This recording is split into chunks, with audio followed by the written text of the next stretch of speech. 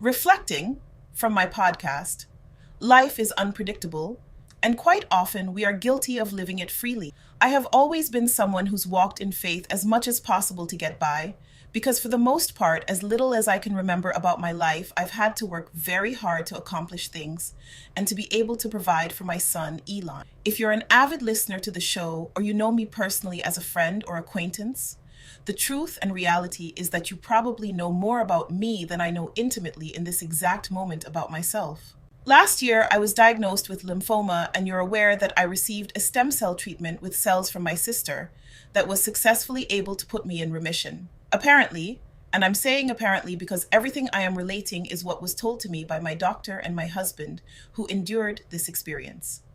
I started getting bad headaches weeks ago, constantly. I started forgetting things and hallucinating. I ended up in the hospital, brain on fire. The assumption was I was not going to leave the hospital alive. The end result, I now have brain cancer. I have been receiving radiation treatment to manage the pain and to bring me back on a mental level. It's been hard. I'm tired all the time. The radiation is now coming to an end and they're looking at alternative treatments. But my reality is my brain is not what it was 2 weeks ago. Every day I wake up is to figure out who I am.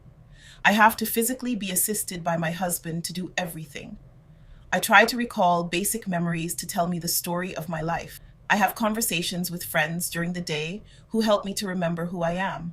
But I may have the conversation and forget it after. I've been using my journal a lot. That's the only way I can remember who I want to talk to and what I want to talk about. This is a lot. This is so scary. When my family and friends remind me of how much I've accomplished as an academic, I have to ask myself, how? Truth be told, that even to prepare for this podcast was a lot. Usually, I recall I would wing it and talk off the top of my head. I had to write this down. After listening to the previous episodes of my podcast, I do recall that my intent was to use this podcast to educate others about international education, cancer, and life in its entirety. So I will be trying my best to do this in new episodes as I go through this process. I hope you will join me. Take care.